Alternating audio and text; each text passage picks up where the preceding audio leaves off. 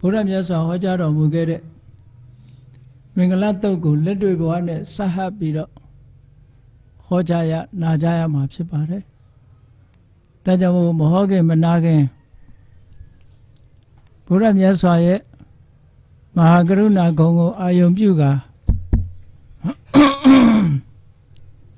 တိကျဖွဲ့ဆိုအပ်သော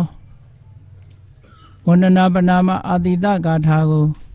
ရှေးဥစွာရွတ်ဆိုပူဇော်ခြင်းဖြင့်ဘုရားကိုအာယုံပြုကြရအောင်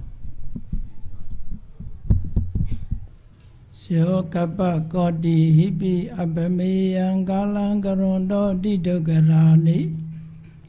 ခေရံကတောလောကဟိတာယနာထောနမောမဟာကာရုဏိကတတတ္တာယောနာထောဝိနိယမြာစွာတတ္တဝါဤချမ်းသာစီးပွားလိုလားတောင်းတအကုန်ပေါင်းခါသဖြင့်နာထမြညာခြင်းရှင်တော်မြတ်ဖရာသည်ကပ္ပကောတိဟိပိဂရေကဘာအရေးအတွက်သင်္ချာတို့ဖြင့်တော်လဲအဘေမေယံရေတွေ့တိုင်းတာဖော်ပြခြင်းငါမစွမ်းနိုင်ပါသောကာလံလေးအသင်ချေသိမ့်နေကဘာရှိကြသောကာလပတ်လုံးလောကဟိတယတတ္တလောကဤအကျိုးစီးပွားအလို့ငါအတိဒုက္ခရာနိဥ္စာသက်ချေလဲအင်္ဂါမေတ္တာကြီးမာသမိတာနှင့်တထာဇနီဆွန်ခြင်းကြီးဟုကျက်တိထဝေငါးသွဲအစုအလွန်ခဲရင်တော်မူတို့ကိုကရွန်တော်ဖျားဖြစ်ရန်ဤတန်ကျိုးကုတ်အာထုတ်တော်မူရသည်ဖြစ်၍ခေရန်လက်ချေမျက်လုံးအသက်ဆုံးလည်းရဲ့နှလုံးစေဝံကိုရောဤပင်မခြင်းတို့ကတောဘဝဒါနကျိန်ဖန်များစွာရောက်တော်မူခဲ့ရရှာလိပြီမဟာကရုဏီကတတတ္တဝါများယင်ဝဲသားကဲ့သို့တနာချစ်ခင်မဟာကရုဏာရှင်ဖြစ်တော်မူသောတသနာထသဝိနည်းများစွာတတ္တဝါဤချမ်းသာစီးပွားလိုလားတောင်းတဂုဏ်ပေါင်းခါသဖြင့်နာထမြညာထိုးရှင်တော်မြတ်ဖရာအားနမောယုတိပြောင်းပြောမှန်ကိုလျော်၍ကရောယုကျိုးရှိခိုးခြင်းသည်အထုဘဝတုစင်စစ်မသွေဖြစ်ပါစေတည်း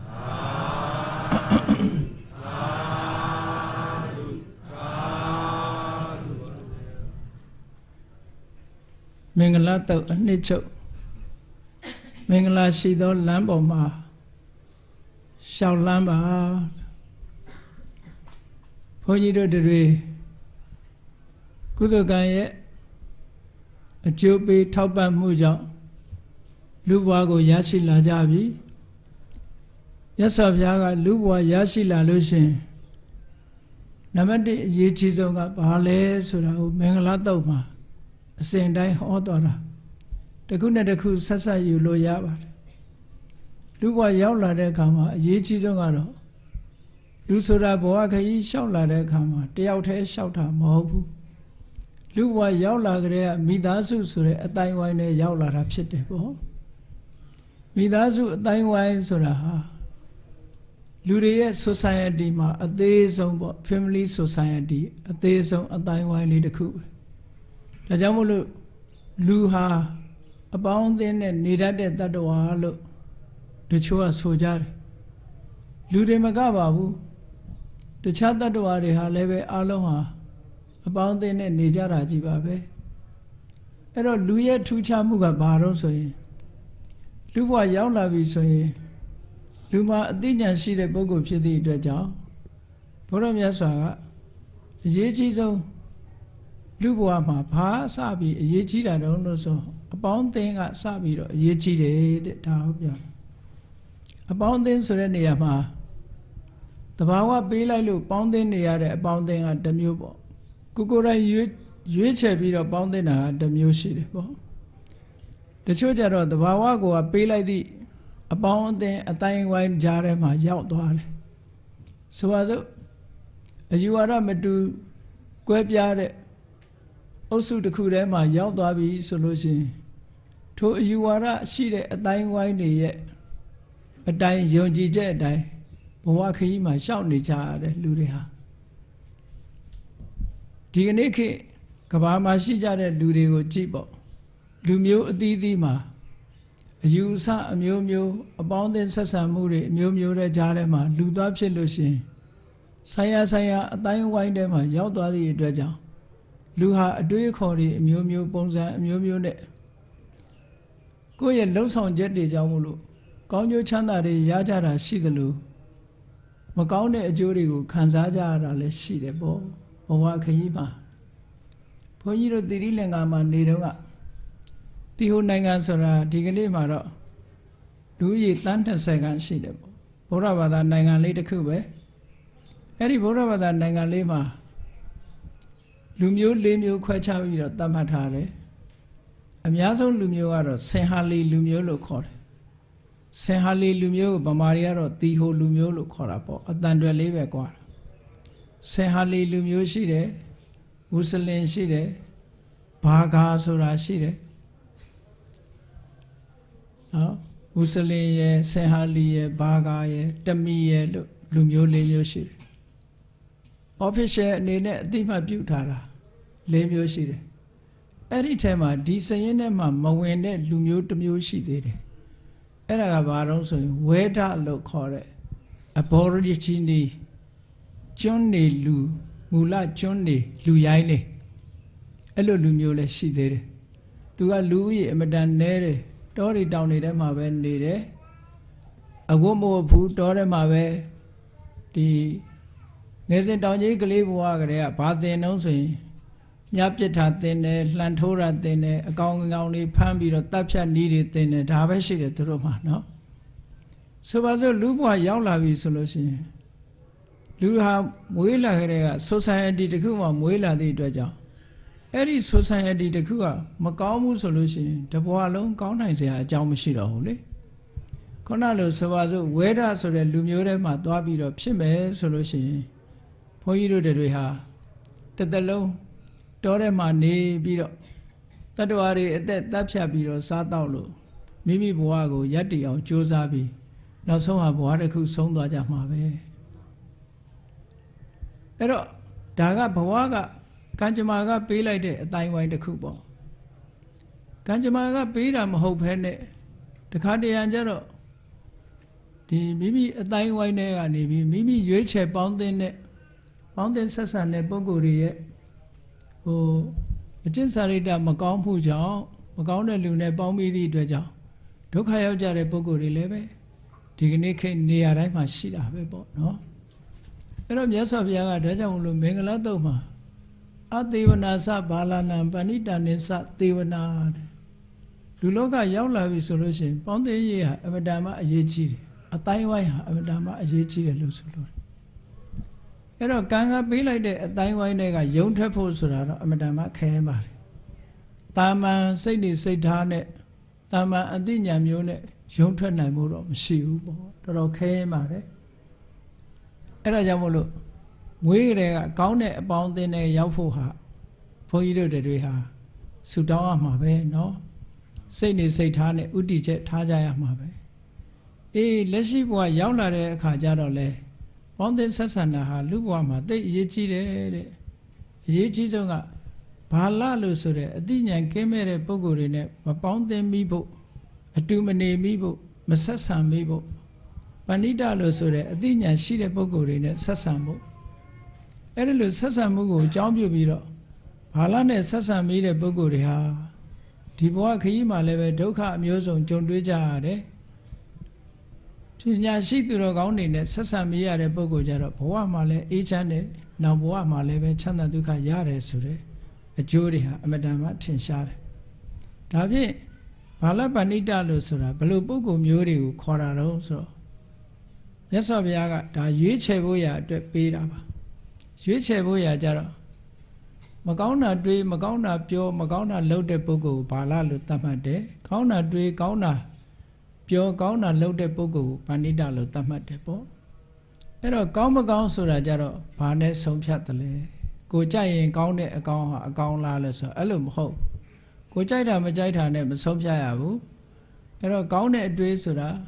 တစ်ဖက်သားကိုအပြစ်မဖြစ်တဲ့အတွေးမျိုးတစ်ဖက်သားကိုညှဉ်းပန်းနှိပ်စက်လို့တဲ့အတွေးမျိုး ကိုယ့်ကိုထိခိုက်နစ်နာစေလို့လည်းအတွေးမျိုးလောကကြီးကိုအကျိုးမပြုတဲ့အတွေးမျိုးလောကကြီးကိုပျက်စီးစေတဲ့အတွေးမျိုးအပြောမျိုးအလောက်ကိုင်မျိုးတွေဟာမကောင်းဘူးလို့သတ်မှတ်ရမယ်အများအတွက်အကျိုးဖြစ်တဲ့အတွေးအများအတွက်အကျိုးဖြစ်တဲ့အပြောအများအတွက်အကျိုးဖြစ်မဲ့အလုပ်ဒါတွေကကောင်းတယ်လို့သတ်မှတ်ရအဲ့ဒါလို့လူလောကရောက်လာပြီဆိုလို့ရှိရင်နံပါတ်1ဘုန်းကြီးတို့ဟာရွေးချယ်လို့ရတဲ့ဘဝမှာပေါင်းသင်းဆက်ဆံရေးနဲ့ပတ်သက်ပြီးတော့ရွေးချယ်ဖို့လိုအပ်တယ်လို့မြတ်စွာဘုရားပထမဆုံးမင်္ဂလာခရီးကိုစတင်လျှောက်လှမ်းဖို့ရာအတွက်ဒါကိုဥစွာဟောတာနော်အဲ့တော့အပေါင်းအသင်းဆက်ဆံမှုဟာရေးကြည့်တယ်ကဲပေါင်းသင်းဆက်ဆံပြီးတဲ့အခါမှာလူတွေရဲ့ society ထဲနေတဲ့အခါမှာဘာလုပ်ဖို့လိုအပ်တယ်လဲလို့ဆိုရင်ပူဇာစပူဇနေရနာလေးပေးယူသည်လေးစားတတ်တဲ့ပုဂ္ဂိုလ်တွေကိုယူသည်လေးစားရမယ်လို့ဒီလိုဆိုလို့တယ်ပူဇော်တယ်ဆိုတဲ့စကားလုံးကပါဠိရလာတာဆိုတော့လူတွေကနားလည်နေကြတာပန်းနဲ့ပူဇော်တာတို့ဘာတို့ဒါမျိုးတွေလှူဝတ္ထုနဲ့ပူဇော်တာတို့ဒါဟုတ်တာပူဇော်တယ်လို့နားလိုက်ပူဇော်တယ်ဆိုတာညနိုးတယ်အယုသေးပေးတယ်လေးစားတယ်ဒါမျိုးတွေဟာလဲပူဇော်တယ်လို့ပဲခေါ်တာပဲစိတ်ထဲကအလေးနဲ့ထားတယ်အဲ့ဒါလို့လောကမှာပူဇော်လိုက်တဲ့ပုဂ္ဂိုလ်ကိုပူဇော်ခြင်းဖြင့်ကိုယ်မှာအသိဉာဏ်တွေတိုးပွားစေနိုင်တယ်ဒါကြောင့်မို့ကိုယ့်ရဲ့ဝတ္တရားနံပါတ်1ရွေးချယ်ရမှာကအပေါင်းအသင်းရွေးချယ်ပြီးတဲ့အခါမှာကိုယ်အတိုင်းဝိုင်းထဲမှာပူဇော်တိုက်တဲ့လေးစားတိုက်တဲ့ပုဂ္ဂိုလ်တွေကိုလေးစားမိဖို့ဆိုတာဒါတတ္တိယအနေနဲ့မြတ်စွာဘုရားကဟောတာဒါဖြင့်လူလောကမှာရောက်ပြီးကြီးပွားတိုးတက်အောင်လုပ်ဖို့မကောင်းတဲ့ပုဂ္ဂိုလ်တွေကိုရှောင်ကောင်းတဲ့ပုဂ္ဂိုလ်တွေနဲ့ပေါင်းသင်းပြီးပူဇော်တိုက်တဲ့ပုဂ္ဂိုလ်တွေကိုပူဇော်ယုံဒီလိုလုပ်တွေလုပ်ဖို့ဆိုတာဟာဘယ်နေရာလိုအပ်တယ်လဲလို့ဆိုတော့မြတ်စွာဘုရားကဒီလိုအလုပ်တွေလုပ်ပြီးဖို့အကောင်းဆုံးရွေးချယ်တတ်ဖို့အတွက်ဘာကအရေးကြီးလာပြန်တော့ဆိုပฏิရူပဒေသဝါဒတဲ့တင့်လျောက်ပတ်တဲ့အရမှနေဖို့ဗမာစကားမှလည်းမရှိတယ်နော်တရွာမပြောင်းတကောင်းမဖြစ်ဆိုတဲ့စကားရှိတယ်သူကအတွေ့အကြုံအမြင်အယူဆပညာဘ ഹു တုတဆိုတာတဏှာနဲ့တဏှာမတူတတ်ဘူးပေါ့တဏှာပြောင်းလိုက်တဲ့အခါမှာကိုယ်မှာအတွေ့အကြုံအသစ်တွေရတယ်အသိဉာဏ်ဘ ഹു တုတတွေအသစ်ရလာတယ်တစ်ခုနဲ့တစ်ခုရှင်စရာတွေရလာသည့်အတွက်ကြောင့်ဘယ်ဟာပိုကောင်းတယ်ဘယ်ဟာကညံ့တယ်ဆိုတာကိုနှိုင်းရှင်တတ်လာတယ်ပေါ့တဏှာထဲမှာဆိုလို့ရှိရင်နှိုင်းရှင်မှုမရှိဘူးပေါ့ဒါကြောင့်မို့အကြောင်းအကျိုးအဆိုးအကောင်းကိုသိဖို့ရာအတွက်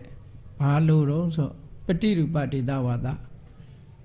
နေရာရွေးချယ်ပြီးတော့နေဖို့လိုအပ်တယ်နေရာရွေးချယ်ရမယ်ဆိုတာဘာအတွက်ရွေးချယ်ရတာတော့ဆိုရင်ကိုယ့်ရဲ့ရည်ရွယ်ချက်အတိုင်းပဲပညာရေးတိုးတက်ဖို့အတွက်ရွေးချယ်မှာလားစီးပွားရေးအတွက်ရွေးချယ်မှာလားကျန်းမာရေးအတွက်ရွေးချယ်မှာလားဆိုင်ရာသူတော်ကောင်းတရားတွေကျင့်ကြံကြိုးကုပ်အားထုတ်ပြီးတော့နိဗ္ဗာန်ချမ်းသာကိုရဖို့ရနေရာအတွက်ရွေးချယ်မှာလားလို့ဆိုတာသူနေရာနဲ့သူရွေးချယ်ဖို့လိုအပ်တယ်ပေါ့ကျမ်းမာရေးအတွက်ဆိုလို့ရှိရင်ဆေးရုံတို့ဆေးကုမဲ့ဆရာတို့ဇာတိဥဒုကောင်းတဲ့နေရာတို့ဒါမျိုးရွေးချယ်ပြီးတော့နေကြမှာကြီးပွားတိုးတက်လူတဲ့ပုဂ္ဂိုလ်ပညာရေးအတွက်ဆိုလို့ရှိရင်ဆရာကောင်းသမားကောင်းရှိတဲ့ပုဂ္ဂိုလ်နေရာဌာနတို့ကျောင်းရှိတဲ့နေရာဌာနတို့ပညာသင်လို့ရတဲ့နေရာမျိုးတို့ရွေးချယ်ပြီးတော့နေကြဒါကြောင့်မို့လို့အဲ့ဒါလို့ရွေးချယ်ပြီးတော့နေနိုင်တဲ့ပုဂ္ဂိုလ်တွေဟာလောကမှာကြီးပွားတိုးတက်သွားတာတွေအများကြီးပဲရှိတယ်ပေါ့မရွေးချယ်ပဲနဲ့ဒီတိုင်းပဲကြာရအတိုင်းနေလိုက်တဲ့ပုဂ္ဂိုလ်တွေじゃကြီးပွားတိုးတက်မှုအားနည်းသွားတယ်ဒါကြောင့်မို့မြတ်စွာဘုရားကနေရာဒေသကိုရွေးချယ်ရမယ်တဲ့ကိုယ်နဲ့တင့်တယ်လျောက်ပတ်တဲ့နေရာရွေးချယ်ရမယ်အဲ့တော့ပညာရေးအတွက်ရွေးချယ်တယ်စီးပွားရေးအတွက်ရွေးချယ်တယ်ဆိုလို့ရှိရင်လည်းစီးပွားလုပ်လို့ကောင်းတဲ့နေရာမျိုးရွေးချယ်ပြီးတော့ရွှေ့ပြောင်းပြီးတော့နေထိုင်ကြရမယ်သူတော်ကောင်းတရားကျင့်ကြံကြိုးကိုအထောက်ဖို့ဆိုလို့ရှိရင်တရားဓမ္မဟောပြောနိုင်တဲ့ပုဂ္ဂိုလ်တို့တရားအထုတ်ခွင့်ရတဲ့နေရာမျိုးတို့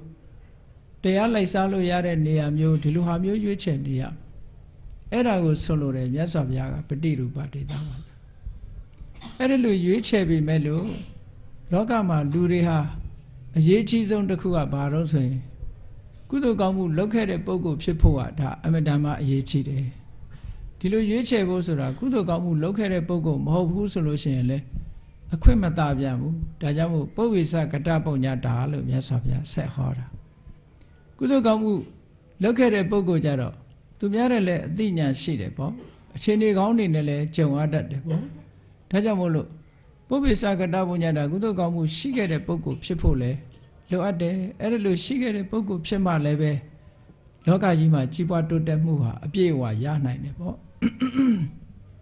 အေးပုဗ္ဗေစကတပုံညတာရှိလာပြီးတဲ့နောက်မှာအရေးကြီးဆုံးနောက်ထပ်ကိုယ်တဏ္ဍာကိုယ်တဏ္ဍာမှာရှိရတဲ့မင်္ဂလာတရားတစ်ခုကဘာလို့ဆိုရင်အတ္တသမ္မာပဏိတိတဲ့ကိုကောင်းအောင်ထားနိုင်မှုကိုယ်စိတ်လေးကိုပြုပြင်ပေးမှုဒါအမတန်မှအရေးကြီးတယ်မြတ်စွာဘုရားက14ပါးဆိုပြီးတော့ဟောတာရှိတယ်လောကမှာကြီးပွားတိုးတက်ဖို့ရအတွက်14မျိုးရှိတယ်တဲ့14မျိုးဆိုတာဘာလဲဆိုရင်ဆက်ဆိုတာဒီနေရာမှာတစ်ခုနဲ့တစ်ခုဆက်ပြီးတော့လဲပတ်သွားတဲ့အရာကိုဆက်လို့ခေါ်တာပါနံပါတ်1ကပฏิရူပဒေသဝါဒတင့်တယ်လျောက်ပတ်ကောင်းမြတ်တဲ့အရာမှာနေခြင်းနံပါတ်2ကတပ္ပုရိတုပနေတ္တလူတော်လူကောင်းနဲ့ပေါင်းမိခြင်းနံပါတ်3ကအတ္တတမ္မာပဏိတိကိုပြုပြင်ပြီးတော့ဟိုကြိုးစားအထောက်ခြင်းနံပါတ်4ကပုဗ္ဗေစကတပုံညတာကုသိုလ်ကောင်းမှုလုပ်ခဲ့တဲ့ပုဂ္ဂိုလ်ဟာတဲ့ဟောကုသိုလ်ကောင်းမှုရှိခဲ့ပြီဆိုလို့ရှိရင်တင့်လျောက်ပတ်တဲ့နေရာကိုရောက်တယ်တင့်လျောက်ပတ်တဲ့နေရာကိုရောက်တဲ့ပုဂ္ဂိုလ်ဟာသူတော်ကောင်းနဲ့တွေ့တယ်သူတော်ကောင်းနဲ့တွေ့တဲ့ပုဂ္ဂိုလ်ဟာကိုပြုပြင်ထိမ့်သိမ့်ပြီးတော့နေတတ်ထိုင်တတ်လာတယ်လို့အဲ့ဒီလိုပြုပြင်ထိမ့်သိမ့်ပြီးနေတတ်လာတယ်ဆိုလို့ရှိရင်ပဲကုသိုလ်ကောင်းမှုတွေတခါဆက်ပြီးတော့လုပ်ပြန်တယ်လုပ်သည့်အတွက်ကြောင့်ပฏิရူပဒေသကိုရောက်ပြန်တယ်ပฏิရူပဒေသရောက်ရင်သူတော်ကောင်းတွေနဲ့တွေ့ပြန်တယ်အတ္တတမ္မာပဏိတိဆိုတဲ့ကိုကောင်းအောင်ထားတတ်သွားတယ်။မင်္ဂလာတရားတော်ဟာတစ်ခုနဲ့တစ်ခုဆက်ပြီးတော့မြတ်စွာဘုရားကဟောသွားတာပါ။ဒါဘဝခရီးလျှောက်ပြီးဆိုကြတဲ့ကောတို့တွေနေတဲ့ထိုင်တဲ့နေရာဟာတို့နဲ့ပฏิရူပဖြစ်ခဲ့လားဆင်ခြင်စဉ်းစားရမယ်ပေါ့။ပฏิရူပဖြစ်ပြီးဆိုလို့ရှိရင်ပฏิရူပဖြစ်ရုံနဲ့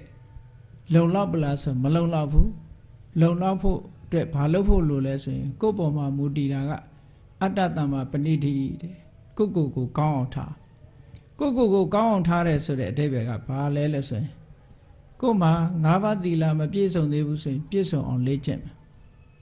တရားစွမ်းအားတွေနည်းနေသေးတယ်ဆိုရင်တရားစွမ်းအားတွေပြည့်အောင်လုပ်မယ်ကိုချင်းတရားတွေအားပြော့နေအားကောင်းလာအောင်လုပ်မယ်ဘာသာတရားနဲ့ပတ်သက်ပြီးဘ ਹੁ တုတ္တတွေနည်းနေမယ်ဆိုလို့ရှိရင်ဘ ਹੁ တုတ္တစီးပူးရမယ်ကိုယ့်ရဲ့ဒီအများအကျိုးဆောင်ရွက်မှုတွေအားပြော့နေသေးတယ်ဆိုလို့ရှိရင်လည်းကြိုးစားအထောက်ကြရမယ်မကောင်းတဲ့စိတ်ထားတွေကိုတွန်းလှန်ဖယ်ရှားဖို့ကောင်းတဲ့တရားတွေကိုကြိုးစားအထောက်ဖို့ဆိုတဲ့ဝိရိယတရားတွေလျော့ပါနေသေးတယ်ဆိုလို့ရှိရင်လည်းတိုးအောင်လုပ်တယ်အသိပညာတွေနည်းပါနေသေးတယ်ဆိုရင်လည်းရအောင်လုပ်တယ်အဲ့ဒါဟာအတ္တတမ္မာပဏိတိပဲကိုကောင်းအောင်ထားတယ်ဆိုတာကိုအဆင့်မြင့်လာအောင်ကြိုးစားအထောက်တာပါပဲကောင်းပြီအဲ့ဒီလိုမင်္ဂလာလမ်းမပေါ်မှာရှောက်လန်းလို့ကိုကောင်းအောင်ထားတတ်ပြီးထားတတ်အောင်ဘာတွေလုပ်ဖို့လိုသလဲဒီတိုင်းသူ့ဟာသူထားတတ်လာမှာမဟုတ်ဘူးဒါကြောင့်မို့မြတ်စွာဘုရားကနောက်ဆက်ပြီးဟောတာကဘာဟုတ်သစ္စင်စာဘောဓုတ္တစီးပူပါဘောဓုတ္တဆိုတာအခုလိုတရားတွေမှာတရားတွေများနာတယ်တရားစာအုပ်တွေဖတ်တယ်တရားတွေဆွေးနွေးတယ်မိတ်ဆွေသင်္ကားတွေနဲ့ကောင်းလို့ရာတွေပြောကြတယ်ဒါတွေကဘောဓုတ္တစီးပူတယ်လို့ခေါ်တယ်ပေါ့ဆိုင်ရာဘောဓုတ္တပဲ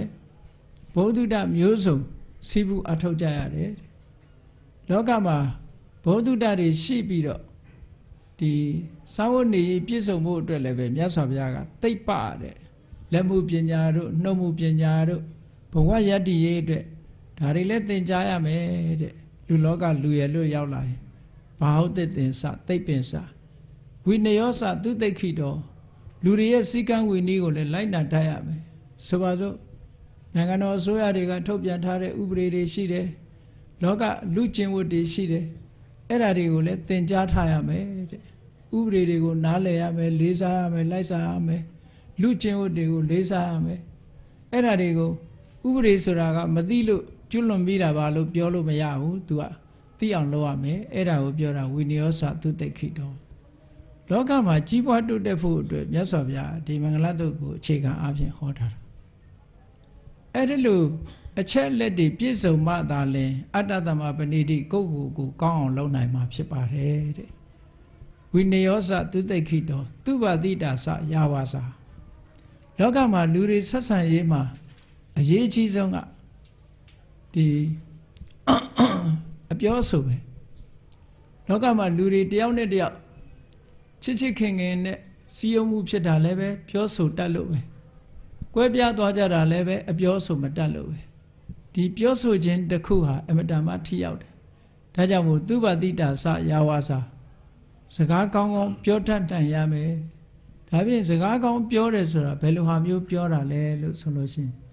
မြတ်စွာဘုရားကဟောထားတာလေးတွေရှိတယ်စကားပြောတော့မယ်ဆိုလို့ရှိရင်စကားဆိုတာပါဇက်ဆိုတာစကားပြောဖို့နဲ့စားဖို့ထားတယ်လို့ဆိုတာဟုတ်တယ်ပါဇက်ရဲ့အသုံးချတာကစကားပြောဖို့နဲ့စားဖို့ပဲသို့တော့ပြောစရာဆိုစရာတွေကစိကံကလနာမရှိရှောက်ပြောလို့ရမလားလို့ဆိုမရဘူးတဲ့မြတ်စွာဘုရားကသူ့ဘာတိတကောင်းတဲ့စကားမျိုးဖြစ်အောင်ဘာလုပ်ရမလဲဆိုတော့စိကံကျက်ထားတာကကိုဒိဋ္ဌံထားကာလေနဝက္ခမိနောအကာလေနငါစကားပြောရင်ပြောတဲ့အချိန်မှာပြောမယ်မပြောတဲ့အချိန်မပြောပါဘူးဟုတ်လားဘာဖြစ်လို့တော့ဆိုရင်စကားကောင်းပဲဖြစ်စေမပြောတဲ့အချိန်သွားပြောမိလို့ရှိရင်စကားကောင်းမဖြစ်တတ်ဘူးတဲ့ဒါကြောင့်မို့စကားပြောရင်ပြောတဲ့အချိန်ပဲပြောမယ်မပြောတဲ့အချိန်မပြောဘူးပြောတဲ့အချိန်မပြောတဲ့အချိန်ဆိုတာတော့အသိဉာဏ်နဲ့ရွေးချယ်ရမယ်ပေါ့အေးပြောတဲ့အချိန်ရောက်လို့ပြောပြီဘယ်လိုပြောမလဲဆိုလို့ရှိရင်တဏ္ဍေနဝက္ခမိနောဖရုတေနရင်ကြီးပြောမယ်ရိုင်းဆိုင်မပြောစကားဟာပြောတဲ့စကားပြောပြီပဲလို့ရင်ကြီးမပြောဘဲနဲ့ရိုင်းဆိုင်ပြောလို့ရှိရင်လေထိုစကားကောင်းမဖြစ်ပြန်ဒါကြောင့်မို့ရင်ကြီးပြောမယ်ရိုင်းဆိုင်မပြောဘူးအေးရင်ကြီးတဲ့စကားတိုင်းမှားယွင်းနေဆိုရင်အသုံးဝင်မှုဒါကြောင့်မို့မြတ်စွာဘုရားကဘူတေနဝက္ခမိနောအဘူတေနမှန်တာပဲပြောမယ်မမှန်တာမပြောဘူးတဲ့အေးမှန်တိုင်းကောင်းသလားလို့ဆိုတော့မှန်တိုင်းမကောင်းဘူးအကျိုးရှိမှကောင်းတယ်ဒါကြောင့်မို့အထတန်ဟိတေနဝက္ခမိနောအနထတန်ဟိတေနတဲ့ကိုပြောတဲ့စကားတစ်ခုဟာအဓိပ္ပာယ်ရှိနဲ့အကျိုးစီးပွားကိုဖြစ်ပေါ်စေနိုင်တဲ့စကားမျိုးပြောရမယ်တဲ့ကောင်းကျိုးချမ်းသာကိုရစေတဲ့စကားမျိုးဖြစ်စေရမယ်အေးကောင်းပြီအဲ့ဒီစကားမျိုးကိုပြောပြီဆိုတဲ့အခါစိတ်แท้ကဘယ်လိုနှလုံးထားရမလဲလို့ဆိုရင်မေတ္တာစိတ်တေနဝက္ခမိနောဒေါသံတရောမေတ္တာစိတ်နဲ့ပြောမယ်တဲ့ဒေါသစိတ်နဲ့မပြောဘူးတချို့ကစိတ်ဆိုးနေမှဒေါသထွက်တာမဟုတ်ဘူးတချို့ကအမုန်းတရားကြောင့်ကြောက်တွန်းတာရှိသေးတယ်ခုခေတ်ပြောကြတာအချွန်နဲ့မှတယ်ဆိုတာပေါ့နော်ချိုတာတာလေးပြောတိုင်းစကားကောင်းမဟုတ်ဘူးအတွင်းစိတ်ဓာတ်ကအမတန်အရေးကြီးတယ်ပေါ့နော်မေတ္တာစိတ်နဲ့ပဲပြောမယ်အမုန်းတရားနဲ့မပြောဘူးလို့ဆိုတဲ့ဒီစကားနဲ့ပတ်သက်လာတဲ့အင်္ဂါ၄ချက်အတိုင်းကိုယ့်ကိုဒိဋ္ဌံထားလို့ရှိရင်သူဘတိတဝါစာဖြစ်တယ်ဒီတိုင်းလိုက်နာမယ်ဆိုလို့ရှိရင်တကယ်မင်္ဂလာရှိနေမှာပါလူတိုင်းဒီစကားပြောတာနဲ့တည်းပဲမင်္ဂလာရှိသွားပြီနော်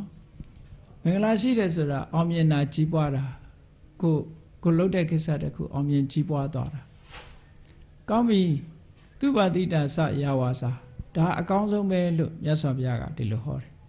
ကဲကောင်းပြီလူဘဝမှာကိုတူတယောက်နဲ့အတိုင်းဝိုင်းထဲမှာဒီလိုနေတော့လူတွေမှာအတိအသည့်တာဝန်ဝတ္တရားတွေဆိုတာရှိတယ်အဲ့ဒီတာဝန်ဝတ္တရားတွေကိုမဆောင်ရွက်ရင်မရပြန်ဘူးဒါကြောင့်မို့မြတ်စွာဘုရားကမာတာပိတုဥပဋ္ဌာနာဗုဒ္ဓဓာရတသင်္ဟောတဲ့လူတိုင်းဟာအမေဖေမရှိဘဲလောကကြီးကိုရောက်မလာဘူးအဲ့တော့အမေဖေပေါ်မှာပြုစုရမယ့်တာဝန်ဝတ္တရားတွေရှိတယ်ပေါ့အဲ့ဒီတာဝန်ဝတ္တရားတွေဟာအခုကဘာကြီးမှာကြည့်မယ်ဆိုလို့ရှိရင်ကဘာရှိလူတိုင်းဒီတရားဟာလေးစားစားလိုက်နာနေကြသလားဆိုမလိုက်နာကြတော့ဘူးခုတဖြည်းဖြည်းခွာသွားကြပြီအနောက်တိုင်းကလူတွေကဆိုရင်သားသမီးတွေက18နှစ်ဆိုရင်မိဘရင်ခွင်ကခွာသွားကြပြီမိဘနဲ့ပြန်တွေ့ဖို့ဆိုတာသူတို့ဟာ New Year တို့ Christmas တို့ကတ်ကလေးပဲပို့တဲ့အဆင့်ရောက်လာကိုယ့်ဟာကိုယ်ယက်တည်နေကြတယ်ကောင်းတယ်လို့နဲ့တောင်ဝတရားတွေပြက်ကွက်လာတဲ့သဘောတစ်ခုပေါ့နော်အဲ့ဒီလူတွေဖြစ်လာကြပြီ အဲ့တော့မြန်မာပြည်မှာလို့တောင်းအောင်ယူတာမျိုးမရှိတော့ဘူးအဲ့တော့မြတ်စွာဘုရားကဒါကိုအလေးနဲ့ society တစ်ခုမှာမာတာပိတုဥပဋ္ဌာနာအမေအဖေကိုပြုစုလို့ကြွေးရမယ်ဆိုတာလူတွေရဲ့တောင်းဝတရားတစ်ခုဘုန်းကြီးတို့စီနှစ်စဉ်လာပြီးတော့ဂျာမနီကနေပြီးတော့သင်တန်းလာတက်တဲ့တက္ကမကြီးတယောက်ရှိတယ်ဒီနေ့သူ့မိခင်ဖခင်တွေကအသက်80ကျော်နေတော့သူမလာနိုင်ဘူးသူတခြားညင်မတွေလည်းရှိတယ်ဒါပေမဲ့တခြားညင်မတွေကသူ့လုပ်တွေနဲ့သူမလုပ်နိုင်ကြဘူးသူကတော့သာသနာပေါင်းဝင်ပြီးတော့သီလရှင်ဝတ်ထားတယ်ဝတ်ထားသည့်အတွက်ကြောင့်သူကလည်းညီးတယ်တာဝန်တွေမယူနိုင်ဘူးပေါ့သူတရားပဲသူလုပ်ချင်တယ်ဒီနေ့စာလားတင်ရတာမတင်နိုင်ဘူးဆိုတော့ဘုန်းကြီးကသူတယ်လီဖုန်းဆက်တော့လှမ်းပြီးတော့အားပေးစကားပြောတယ်ဒါမိဘနှစ်ပါးကိုပြုစုလို့ကြွေးတယ်ဆိုတာအလွန်မွန်မြတ်တဲ့မင်္ဂလာတရားပါဘုရားလောင်းတော်တွေဟာကိုကျိုးကိုစွန့်ပြီးတော့မိဘကိုပြုစုလို့ကြွေးကြရတဲ့ပုံမြင်တွေပုံဝတ္ထုတွေ9စာထဲမှာရှိပါတယ်အမတန်မွန်မြတ်တဲ့ဒါလည်းကုသိုလ်ကောင်းမှုလုပ်ငန်းတစ်ခုကိုလုပ်နေတယ်ကိုဆောင်ရွက်เสียလုပ်ငန်းတစ်ခုကိုလုပ်နေတာပါလို့ဒါကြောင့်မို့လာမတဲ့ရဒီနေ့စာလားမတင်ရပေမဲ့ဝမ်းနေเสียမလို့ဘူးကိုလုပ်နေတဲ့အလုပ်ဟာအလွန်မွန်မြတ်တဲ့အလုပ်ဘုရားစကားနားထောင်တဲ့အလုပ်ပဲလို့ဆိုတော့သူစိတ်ချမ်းသာသွားတဲ့အကြောင်းပြန်ပြီးတော့ပြောတယ်။လောကမှာမိဘကိုပြုစုလုပ်ကြွေးမှုဆိုတာတွေကလေဟင်းလာတယ်ပေါ့။ဒါကြောင့်မို့မြတ်စွာဘုရားကလောကမှာလူတွေဟာကိုယ်ဝတ္တရားတွေကိုတာဝန်မဲ့လာပြီဆိုလို့ရှိရင်ကြီးပွားတိုးတက်မှုလမ်းကြောင်းကဘေးချော်လာတာပဲ။မင်္ဂလာလမ်းကိုမလျှောက်လမ်းကြတော့ပဲနဲ့လမ်းဆိုးတွေကိုလျှောက်လာကြတော့ဒုက္ခရောက်မှာပေါ့နော်။ဒါကြောင့်မို့လို့မြတ်စွာဘုရားကလိုက်နိုင်ရမယ့် duty ဆိုတာမိဘရှိတဲ့ပုဂ္ဂိုလ်ကမိဘကိုပြုစုလုပ်ကြွေးဖို့ဟာဒါအမှန်တမ်းအရေးကြီးတယ်တခါတစ်ဖက်ကလည်းပဲဗုဒ္ဓဒါရတသင်္ဟောအိမ်တော်ရဲ့သားကြလို့သားနဲ့မယားနဲ့နေတဲ့ပုဂ္ဂိုလ်တွေဟာကိုယ်တန်အောင်ဝတရားကိုကိုဆောင်ရွက်ကြဖို့အရေးကြီးတယ်ဆိုတာဒါ family society ရဲ့ညီညွတ်မှုအတွက်မြတ်စွာဘုရားကဟောထားတာဥမကွဲတိုင်းမဲ့ပြက်နော်မိသားစုဟာဘဝခရီးကိုလက်တွဲပြီးတော့ရှောက်ကြနိုင်ငံသားတွေကြတော့ဗုဒ္ဓဒါရတသင်္ဟောဆိုအလွန်အားနည်းသွားပြီ divorce မကြလောက်ကြတယ်သူတို့နော်အခုသဘောကျရင်တွဲနေတယ်သဘောမကျရင်ခွဲလိုက်ကြတယ်ဒီလူနဲ့သဘောကျရင်တွဲလိုက်တယ်ဟိုလူနဲ့သဘောကျရင်ထပ်တွဲလိုက်တယ်ဘယ်သူမှတိတ်ခရီးမဆိုင်ကြတော့ဘူးကိုလန်းကိုရှောက်နေတယ်ဆိုတဲ့ပုံစံမျိုးတွေအများကြီးလောကမှာပေါ်လာဒါကမင်္ဂလာတရားကိုမျက်ကွယ်ပြုလာတဲ့အတွေးတွေလောကကြီးမှာပေါ်လာတယ်ဆိုတဲ့သဘောကိုပြောပြတာနော်ဒါကြောင့်မို့မြတ်စွာဘုရားကဒါမှန်ကန်တဲ့လမ်းကြောင်းကတော့ဗုဒ္ဓဒါရတသင်္ဟောဘဝခရီးမှာလက်တွဲလာပြီဆိုလို့ရှိရင်အပြန်အလှန်ထောက်ကူပြုရမယ်သင်္ဃဟချီးမြှောက်တယ်ဆိုတာဘာပြောတာလဲချီးမြှောက်တယ်ဆိုတာနီလန်း၄သွယ်ရှိတယ်နံပါတ်1ကဒါနပေးတာကန္နာနံပါတ်2ကပိယဝါစာကျင်နာတဲ့စကားမျိုးပြောတာနံပါတ်3ကအထစရိယာကိစ္စဝိစ္စကိုဆောင်ရွက်ပေးတာနံပါတ်4ကတမာနတ္တတာကိုယ်နဲ့ဓာတ်ဥထားပြီးတော့ဆက်ဆံတာအဲ့ဒါဟာသင်္ဃဟလို့ခေါ်တယ်သင်္ဃဝတ္ထု၄ပါးစုစည်းထားတယ်လူတွေဟာတယောက်နဲ့တယောက်မေတ္တာနှောင်ကြိုးစုစည်းဖို့ဆိုတာတဦးနဲ့တဦးပေးသင်ကမ်းသင်တာကိုပေးရကမ်းရတယ်နော်ပေးယုံကမ်းယုံနဲ့တည်းမရဘူးမလုပ်ရတော့ဆိုရိုင်းဆိုင်နဲ့ရိုင်းပြတဲ့စကားမျိုးပြောရင်လည်းစိတ်ထိခိုက်တတ်တယ်ဒါကြောင့်မို့ကျင်နာတဲ့စကားပြောရမယ်သူ့အလုပ်ကိုယ့်အလုပ်ခွဲခြားထားပြီးဝိုင်းမလုပ်ဘူးဆိုလို့ရှိရင်လည်းပဲစိတ်ဓာတ်တွေကြတတ်တယ်ဒါကြောင့်မို့သူ့အလုပ်ကိုယ့်အလုပ်မရွေးပဲနဲ့သူကိစ္စရှိရင်လည်းဝိုင်းလုပ်တယ်ကိုယ်ကိစ္စရှိရင်လည်းဝိုင်းလုပ်တယ်အထစရိယာနောက်ပြီးတော့ကိုယ်နဲ့ဓာတ်ဥထားတချို့က look down လုပ်တာဆိုတာထင်သေးပြီးတော့ဆက်ဆံတာမျိုးတွေဖြစ်လာလို့ရှိရင်တူနဲ့တူမေတ္တာပြတ်တတ်တယ်တဲ့ဒါကြောင့်မို့ဗုဒ္ဓဒါရတသင်္ဃဟောဆိုတာဒါတွေကိုပြောလို့တာနော်တခုတည်းတည်းမဟုတ်ဘူးငွေကြေးထောက်ပံ့တာလေးတခုတည်းတည်းဗုဒ္ဓဒါရတသင်္ဃဟောမဟုတ်ဘူးကျင်နာတဲ့စကားပြောရမယ်ကိစ္စဝိစ္စရှိရင်ဆောင်ရွက်ပေးရမယ်ကိုယ်နဲ့ဓာတ်ဥထားဆက်ဆံရမယ်ဆိုရင်အဲ့ဒါလိုပေါင်းသင်းဆက်ဆံခြင်းဖြင့် family society ဆိုတဲ့လူအဖွဲ့အစည်းကြီးတစ်ခုခိုင်ခိုင်မာမာကြီးဖြစ်သွားနိုင်တယ်ခိုင်မာနေသည့်အတွက်ကြောင့်အန္တရာယ်တွေဘာတွေကြာရောက်လာတဲ့အခါကျတော့စုပြီးတွန်းလှန်နိုင်တာပေါ့ကြံ့ခံနိုင်တာပေါ့တောကဖြစ်เสียဆိုရင်လေဝိုင်းပြီးတော့ဖြည့်ရှင်းပေးတယ် လူဆိုတာတယောက်တည်းဆိုရင်အားငယ်တယ်ပေါ့အများနဲ့အတိုင်းဝိုင်းနဲ့ဆိုရင်အင်အားတွေပြည့်လာပြီးတော့အခက်ခဲတွေကိုကျော်လွှားနိုင်တယ်ဒါတွေကိုရည်စူးပြီးတော့မြတ်စွာဘုရားဟောထားတာဗုဒ္ဓဓာရတသင်္ခောအနာကုလသကမ္မန္တာအလုတ်လုတ်တဲ့အခါမှာတည်တည်တတ်တတ်လှုပ်ဖို့လိုတယ်ကိုလှုပ်သည့်အလုတ်ကပြဿနာတွေခဏခဏတက်တာမျိုးမဖြစ်စေရဘူးလို့ဆိုလို့တချို့ကအလုတ်ကိုမသေးမတတ်လှုပ်သည့်အတွက်ကြောင့်ပြဿနာတက်လာတာမျိုးတွေဖြစ်တယ်ကြိုးစားအထောက်မှုရောနေသည့်အတွက်ကြောင့်ပြဿနာတက်လာတာမျိုးတွေရှိတယ်ဆိုပါစို့တခုလှုပ်တယ်ဆိုလို့ရှိရင်စိတ်ဆက်ဆက်လှုပ်ဖို့လိုအပ်တယ်ပေါ့ဘာလေးပဲလှုပ်လို့ဥပမာပဲမီးပိတ်တာကအစပြီးတော့စိတ်ဆက်ဆက်ပေါ့နော်ဘယ်ကိစ္စပဲဖြစ်ဖြစ်ပေါ့အိမ်မှာတကားပိတ်တာကစပြီးအကုန်လုံးစိတ်ဆက်ဆက်လှုပ်လို့ရှိရင်ဘာမှပြဿနာမဖြစ်နိုင်ဘူးတချို့ကအဲ့ဒီအမှတ်တမဲ့လှုပ်လိုက်ပြီဆိုလို့ရှိရင်အဲ့ဒီကနေအမှတ်တမဲ့ကနေပြီးတော့ပြဿနာတွေတက်လာတတ်တယ်ဒါကြောင့်မို့မြတ်စွာဘုရားအနာကုလကမ္မန္တာကိုလှုပ်တဲ့အလုပ်ဟာစိတ်ဆက်သေးချတဲ့အလုပ်မျိုးလုပ်ပါလို့ဒါမြတ်စွာဘုရားကအခြေခံကနေစပြီးတော့မင်္ဂလာတရားတွေကိုဟောနေတာကဲကောင်းပြီအဲ့ဒါလို့လှုပ်တဲ့အခါမှာဘာတွေလိုအပ်တယ်လဲလူလောကမှာလိုအပ်တာလေးတွေဆက်ပြီးတော့ပြောပါလို့ဒါနိစ္စဓမ္မစရိယာနိစ္စညာတကာနိစ္စသင်္ခောတယ်လှုပ်တဲ့လှုပ်ထိုက်တာလေးတွေကဒါနဆိုတာ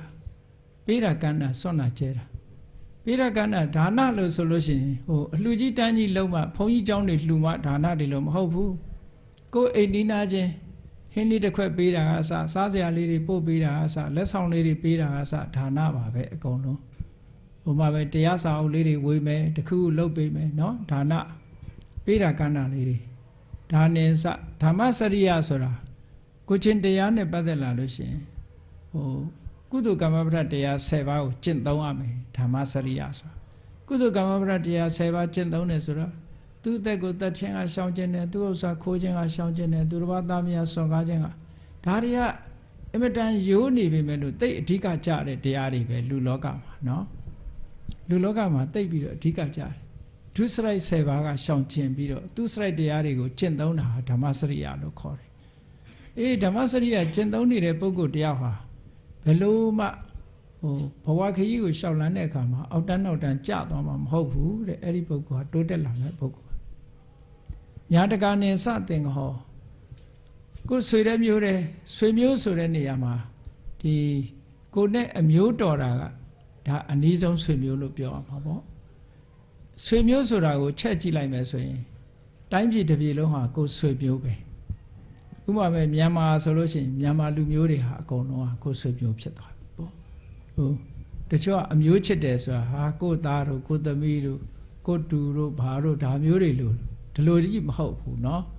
အမျိုးဆိုတဲ့နေရာမှာကိုလူမျိုးဆိုတာပါပါတယ်ပေါ့အဲ့ဒါလို့မိမိရရှိလာတဲ့မိမိဘက်ကနေပြီးတော့ညာတကာနဲ့စတင်ခေါ်ဆွေတွေမျိုးတွေကိုထောက်ပံ့တယ်ဆိုတာထောက်ပံ့တယ်ဆိုတဲ့နေရာမှာပေးတာကမ်းတာတခုတည်းမဟုတ်ဘူးခုနပြောတာလို့သင်္ကားဝတ္ထုတရား၄ပါးပဲလှုပ်ရှားရှိတာသွားလှုပ်ပေးတယ်ကုညီစရာရှိရင်ကုညီတယ်ဓာနုထားဆက်ဆံတယ်ဟောတာတွေကညာတကာနဲ့စတင်ခေါ်ပဲအိမ်နီးနာချင်းဖြစ်စေဆိုင်နီးနာချင်းဖြစ်စေအလုပ်တူလုပ်တဲ့ပုံကိုယ်တွေပဲဖြစ်စေအဲ့ဒီပုံကိုယ်တွေကိုကုညီထောက်ပံ့ပေးရမယ်တဲ့ဒါမင်္ဂလာရှိတဲ့လုပ်ရတည်ပဲလို့ကဲကောင်းပြီအဲ့ဒါပြီးတော့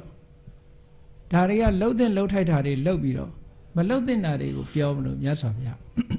အာရတိဝိရတိပါပါကိုယ်ကိုနှိမ့်ကျသွားစေတတ်တဲ့အလုပ်ကိုပါပလို့ခေါ်တယ်ပါပဆိုတာနှိမ့်ကျသွားစေတတ်တယ်ဒါလှုပ်ရင်ဒီဘဝမှာလည်းနှိမ့်ကျတာဥပမာလူတယောက်ဟာဆိုပါစို့သူများပစ္စည်းကိုမတရားယူလိုက်ပြီဆိုတဲ့ဒီလူရဲ့ဂုဏ်သိက္ခာနှိမ့်ကျမသွားဘူးလားနော်လိန်ပြောလိုက်ပြီဆိုရင်လည်းဒီလူဟာသိက္ခာနှိမ့်ကျသွားအဲ့ဒါလို့နှိမ့်ကျသွားစေတာနောင်ဘဝအပယ်ကြတာကနောင်မှဒီဘဝတွင်တစ်ခုလုံးလိုက်ရင်ဒီလူရဲ့သိက္ခာကျသွားအဲ့ဒါလို့နှိမ့်ကျသွားစေတတ်တဲ့အလုတ်တွေကရှောင်ပါတဲ့ဒါကတော့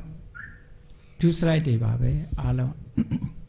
အာရတိဝိရတိပါပါမစ္ဆပါဏာစတိုင်မောဝိရစေဝတေတေတောက်စားခြင်းကရှောင်ဒါကဘာဖြစ်လို့ရှောင်ခိုင်းတာတုံးဆိုလောကမှာမူရစေဝ တေတောက်စားပြီဆိုလို့ရှိရင်စဉ်းစားကြည့်လေအဲ့ဒီပုဂ္ဂိုလ်ဟာ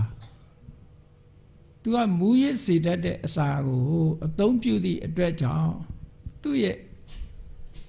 ဆိုပါစို့ခုခေတ်စကားနဲ့ပြောလို့ရှိရင်အုံနှောက်ပုံမှန်ဖြစ်မလာနိုင်တော့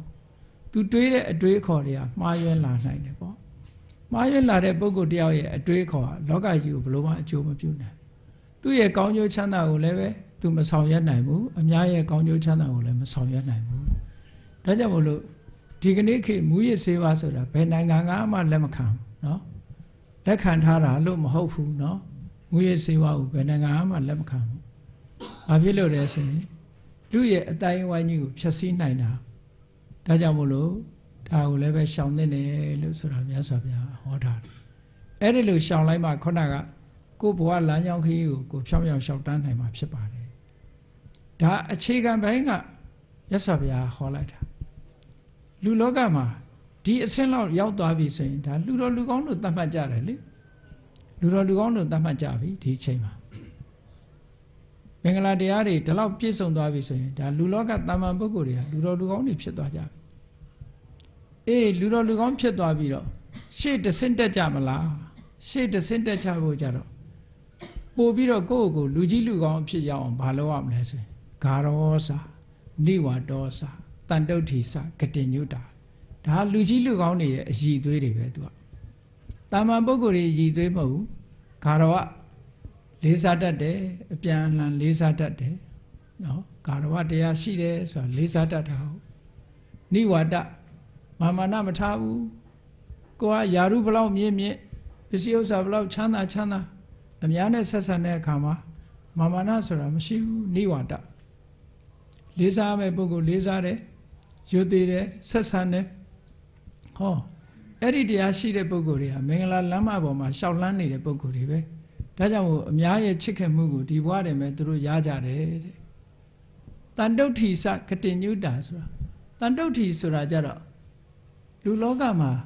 လူတွေဟာရောင်ရဲတင့်တယ်မှုအားနည်းကြတယ်ပေါ့ရောင်ရဲတင့်တယ်မှုအားနည်းကြတဲ့အတွက်ကြောင့်ရောင်ရဲမှုဆိုတာကိုအတိပ္ပယ်အကောက်မမှားစေရအောင်ရောင်ရဲမှုဆိုတာကိုယ်စီးပွားရေးမတိုးချဲ့ရဘူးပညာရေးကိုမတိုးချဲ့ရဘူးကိုရတာလေးနဲ့ကျင့်နိုင်ရမယ်ဒီလိုဆိုလိုတာမဟုတ်ဘူးเนาะရောင်ရဲမှုဆိုတာမရောင်ရဲဘူးဆိုတာအိမ်မှာဆိုပါစို့အချင်းချက်ထားလို့ရှိရင်အဲ့ဒီနေ့အချိုစားခြင်းအချိုချက်ထားလို့ရှိရင်အဲ့ဒီနေ့အချင်းစားခြင်းများတယ်ကိုယ့်ကိုမရောင်ရဲတဲ့ပုဂ္ဂိုလ်ဟာမိဖို့ကြောင့်ထဲမှာတည်းပဲဒုက္ခရောက်တယ်သူကမရောင်ရဲလို့အတွက်ကြောင့်เนาะအရင်တော့တခါကြားဘူးတယ်ဟိုအညာမှာထမင်းပွဲထိုင်ရင်ကနေပြီးတော့ငရုတ်သီးမပါလို့တယ်ငရုတ်သီးသွားရှာအောင်မယ်ဆိုထွက်သွားတာအောက်ပြေအောက်ရွာရာပြီးတော့အိမ်အောင်ကျသွားတယ်လို့ပြောအဲ့ဒါမရောင်ရဲနိုင်တဲ့ပုဂ္ဂိုလ်တွေပေါ့နော်မရောင်ရဲဘူးဆိုလို့ရှိရင်ဒုက္ခရောက်တယ်ကိုယ်လည်းဒုက္ခရောက်တယ်ပတ်ဝန်းကျင်ကလည်းဒုက္ခရောက်တယ်ဟောအဲ့ဒါကြောင့်မလို့မြတ်စွာဘုရားကအေးဘာနဲ့ပဲဖြစ်ဖြစ်ရောင်ရဲရမရိယာဆရာတော်ရောင်ရဲတယ်ဆိုတာကြားဘူးကြတယ်မဟုတ်လားမရိယာဆရာတော်ကအငံခက်ငံလေးကျွေးလိုက်ရင်လည်းအေးစာကြေတာပေါ့ကွာဒီနေ့ခပ်ပေါ့ပေါ့လေးချက်လိုက်အေးရင်ငတ်ပြေတာပေါ့ဒီနေ့နော်ပျော့ပျော့လေးချက်ပေးလိုက်လို့ရှင်လေဒီနေ့မြန်မြန်အစာကြေတာပေါ့နော်မာလေးချက်တော့လဲတောင်းတောင်းလေးစားရတာပေါ့လို့ဒီလိုပဲအမြဲတမ်းသူကကောင်းတဲ့ဘက်ကကြီးပဲတွေးတယ်နော်ကောင်းတဲ့ဘက်ကကြီးပဲတွေးတယ်အဲ့ဒီကောင်းတဲ့ဘက်ကတွေးတာရှိတဲ့နဲ့ကျင့်တဲ့သဘောပဲဟိုအင်္ဂလိပ်ပုံမြင်လေးထဲမှာပါတဲ့ engine driver မီးရထားမောင်းတဲ့လူတယောက်ရောင်ရဲတင့်တယ်မှုကလည်းပဲအတော်အတူခိုးစရာကောင်းတယ်သူကယထာမှာ accident ဖြစ်လို့ခြေထောက်တစ်ဖက်ပြတ်သွားဖြတ်လိုက်ရတယ်ဆေးရုံတက်ပြီးဖြတ်လိုက်ရတယ်ဘယ်ကိစ္စဖြစ်ဖြစ်သူတို့ကအဆိုးဘယ်တော့မှမပြောဘူးတဲ့အကောင်းကြီးပဲပြောလို့ရှိတယ်တငယ်ချင်းတွေကအင်းဒီတစ်ခါတော့ကွာဒီကောင်ခြေထောက်ဖြတ်ရပြီသူဘယ်လိုများအကောင်းပြောအောင်မလဲသွားနားထောင်ကြဆေးရုံသွားပြီးတော့ကဲမင်းဘယ်လိုများအကောင်းပြောအောင်မလဲပေါ့မင်းခြေထောက်ဖြတ်ရပြီမင်းဒုက္ခရောက်နေဘယ်လိုများအကောင်းပြောအောင်မလို့ဆိုဟိုလူကပြုံးနေတယ်ပြုံးပြီးတော့တငယ်ချင်းတွေရငါတဲ့ဖဏတစ်ဖက်ဖိုးသက်သာသွားပြီခါတိုင်းဖဏနှစ်ဖက်ဝယ်ရတယ်အခုတစ်ဖက်ဖိုးသက်သာသွားပြီလို့သူကပြောတယ်အကောင်းဘက်ကပဲတွေးတာကိုပြောတာနော်အဲ့ဒါတန်တုဋ္ဌိရဲ့သဘောလေးတွေပဲရှိတဲ့နဲ့ကိုကျင့်တတ်နိုင်တာပြောတယ်နော်ကောင်းပြီအဲ့ဒီလိုကျင့်တတ်နိုင်တော့ဘာအကျိုးရှိတုံးဆိုစိတ်ချမ်းသာတာပေါ့ ရှိတာနဲ့မကျေနပ်တဲ့ပုဂ္ဂိုလ်ကဘယ်တော့မှစိတ်မချမ်းသာဘူးလေမကျေနပ်သည့်အတွက်ကြောင့်သူ့မှာဘယ်တော့မှလိုပါပြည့်တယ်လို့မရှိဘူးသူများကိုဒုက္ခမပေးခြင်းနေကိုယ့်ဘာကိုယ်မကျေမနပ်ဖြစ်နေတယ်အဲ့ဒီလိုလူမျိုးဒါကြောင့်မို့တန်တုဋ္ဌိကတိညုတာဆိုတာဒါကတော့သူတော်ကောင်းတွေရဲ့အထိမ့်မှတ်တစ်ခုလူတယောက်လူတွေဟာလွယ်လွယ်နဲ့ကျေးဇူးတင်ပါတယ်ပြောလို့ရှိကြတယ်သို့တော်တကယ်ကျေးဇူးတင်တတ်တာတကယ်ပညာရှိမှတကယ်သူတော်ကောင်းမှကျေးဇူးတင်တတ်တယ်တကယ်ကျေးဇူးသိတတ်တဲ့ပုဂ္ဂိုလ်ကြလို့ရှိရင်တော့အမတန်မှတကယ်ကျေးဇူးသိတတ်တဲ့ပုဂ္ဂိုလ်ကအမတန်ရှားပါတယ်ဟောကျေးဇူးသိတတ်ရမယ်တဲ့ကျေးဇူးသိတတ်ဖို့လိုတယ်ဘုန်းကြီးတို့ဟိုတဲ့နေ့မှာမြန်မာရာဆိုရင်ထဲမှာကျော်စွာမင်းရဲ့လူယုံတော်ငခင်ညိုဆိုတာဂျေစုတိတတ်တဲ့နေရာမှာစံပြထားရမယ့်ပုဂ္ဂိုလ်တယောက်ပဲစကိုင်းဘက်ကအသင်္ခရာဆောရောမင်းကိုလှုပ်ကြံခိုင်းလိုက်တာ3 ရက်တိတိတောထဲမှာပုံပြီးတော့အစာမစားရဘူးတနေ့တော့အသင်္ခရာဆောရောမင်းကနတ်တင်ထားတဲ့ထမင်းပွဲလေးတွေ့တော့အဲ့ဒီထမင်းကိုစားအဲ့ဒီနေ့ညပဲအသင်္ခရာဆောရောမင်းရဲ့နန်းတော်ထဲကိုဝင်မိပြီးတော့အသင်္ခရာဆောရောမင်းကိုလှုပ်ကြံမလို့တန်လျက်ဓာတ်ကိုဆွဲထုတ်ရင်ဘာစဉ်းစားတော့ဆိုအော်သူထမင်းငါစားထားတာငါထမင်းမစားရတာ3 ရက်ရှိပြီဒီကနေ့သူထမင်းစားထားတာငါထမင်းရှင်ဖြစ်နေပြီတတ်လိုက်ရင်ငါထမင်းရှင်ပြစ်မှားရရောက်တော့မယ်ဆိုငါပဲဘယင်ကမတတ်ခဲ့လို့တတ်ချင်တတ်ပါစေငါတော့ထမင်းရှင်ကိုတော့မပြစ်မှားဘူးဆိုပြီးအသက်ဆွန့်ပြီးတော့ပြန်သွားတာနော်အသင်္ခရာစောယုံကင်တဲ့တန်လျက်ဓာတ်ကိုတော့တက်တည်ဖြစ်ယူသွားတယ်ဟိုရောက်တဲ့အခါငါးစီးရှင်ကျော်စွာကမင်းငါခိုင်းလိုက်တာပြီးပြီလားဆိုတော့အကျိုးအကြောင်းပြောတယ်ဘယင်ကလည်းစိတ်ထားကောင်းသည့်အတွက်ကြောင့်ဟာသိသစ္စာရှိတဲ့လူပဲကျေးဇူးသိတတ်တဲ့လူပဲဆိုပြီးတော့သူ့အပြစ်ဒဏ်မပေးဘူးဟောအဲ့ဒီလိုပေါ့လောကမှာကျေးဇူးသိတတ်တဲ့ပုဂ္ဂိုလ်ဟာအမတန်မှတန်ဖိုးရှိပါတယ်ပေါ့တန်တုဋ္ဌိစကတိညုတာဒါလည်းပဲအမတန်ကောင်းတဲ့မင်္ဂလာတစ်ခုပဲတဲ့အေးကောင်းပြီဒီလိုဆိုတော့လူကြီးလူကောင်းဘဝရောက်သွားပြီရောက်သွားတဲ့အခါဒီတဲ့အဆင့်မြင့်ပြီးတော့တန်တရားဥက္ကလွတ်ဖို့ကြိုးစားကြမယ်ဆိုလို့ရှိရင်မြတ်စွာဘုရားကဆက်ပြီးတော့ဟောထားတာတပောစဗျာမစရိယင်စအရိယသစ္စာနထတနာဟောခန္တီစသောဝစတတာတမနာနိစထတနာနော်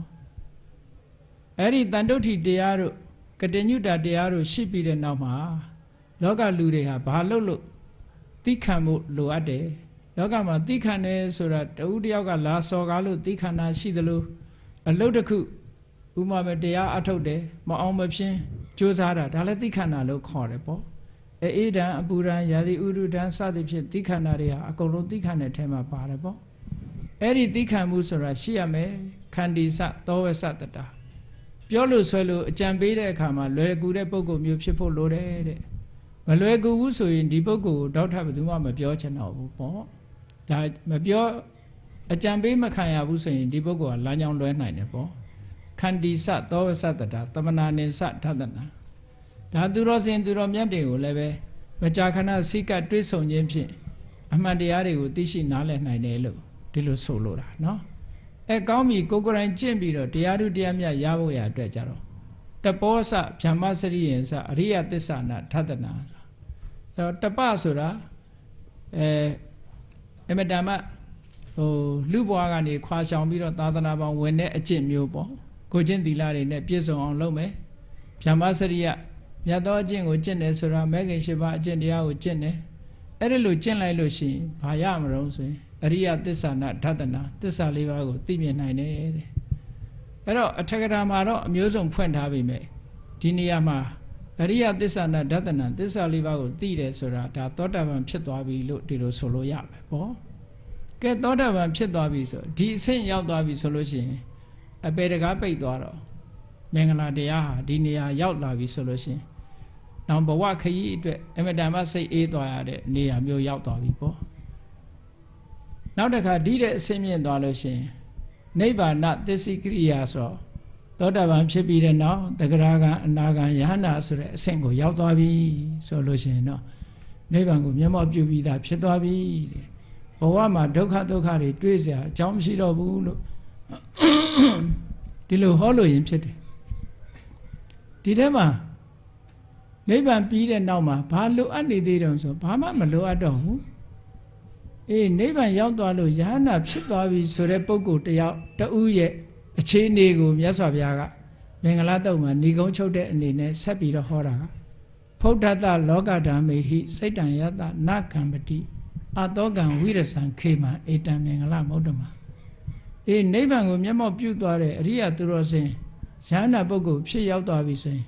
ဘယ်လိုလောကရန်အနေနဲ့တွေ့သူ့ရဲ့စိတ်ဟာတုန်လုံးမှုမရှိတော့ဘူးအတောကဘယ်ကိစ္စနဲ့မှပတ်သက်ပြီးတော့စိုးရိမ်စိတ်ဆိုတာမလာတော့ဘူးဝိရဇသူ့စိတ်ထဲမှာအငြိကျေးဆိုတာလောဘဒေါသမောဟစတဲ့အငြိကျေးဆိုတာဘယ်တော့မှမလာဘူးခေမ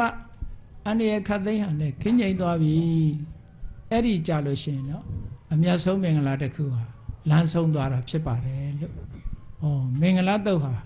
ဘဝခရီးကိုရှောက်လန်းတဲ့ပုဂ္ဂိုလ်တိုင်းဟာတဆင့်ပြီးတဆင့်တက်ပြီးတော့ကျင့်သွားပုံကိုမြတ်စွာဘုရားဟောတာဖြစ်ပါတယ်နော်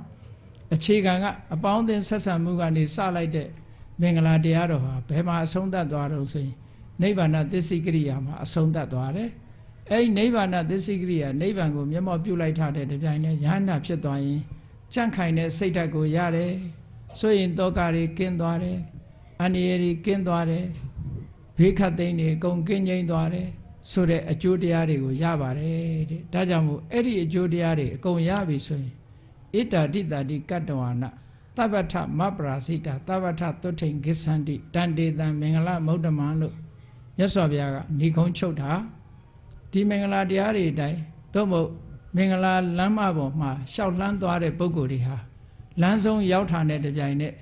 နော်ဒီမှတ်တိုင်ဒီစခန်းကိုအားလုံးဟာရောက်ရှိကြမှာဖြစ်ပါတယ်ရောက်သွားလို့ရှိရင်သဗ္ဗထမပရာစိတာဘယ်တော့မှကိုယ်ကရှုံးသွားတယ်ဆိုတာမရှိဘူးသဗ္ဗထသုထိန်ဂစ္ဆန္တိအရာခသိမ့်မှာကိုယ်ကပြည့်ပြည့်စုံအောင်နိုင်ခြင်းကိုရရှိနိုင်တယ်လို့ဘုရားမြတ်စွာကမင်္ဂလာတုတ်မှာဒီလိုဟောထားတာဖြစ်ပါတယ်ဒါကြောင့်မို့တရားချစ်ခင်သူတော်စင်ပြိဿအပေါင်းတို့သည်မိမိတို့ဘဝခရီးမှာမင်္ဂလာလမ်းအတိုင်းမင်္ဂလာလမ်းမပေါ်မှာတို့တွေရှောက်လန်းနိုင်အောင်ကြိုးစားအားထုတ်ကြမယ်လို့ကိုစီကိုငါသဘောကျပြီးတော့မင်္ဂလာလမ်းမအတိုင်းရှောက်လန်းနိုင်ကြပါစေကုန်သတည်း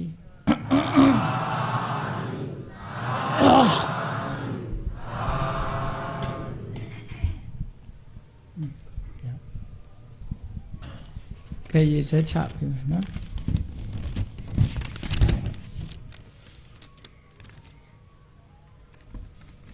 ဗုဒ္ဓရုပ်ပွားတော်နဲ့ပလင်ရုပ်ပွားဆင်းတုတော်နော်ဗုဒ္ဓရုပ်ပွားဆင်းတုတော်နဲ့ပလင်အလှရှင်ကဖခင်ကြီးဥပေငါကိုရည်စူး၍မိခင်ကြီးဒေါ်စောလ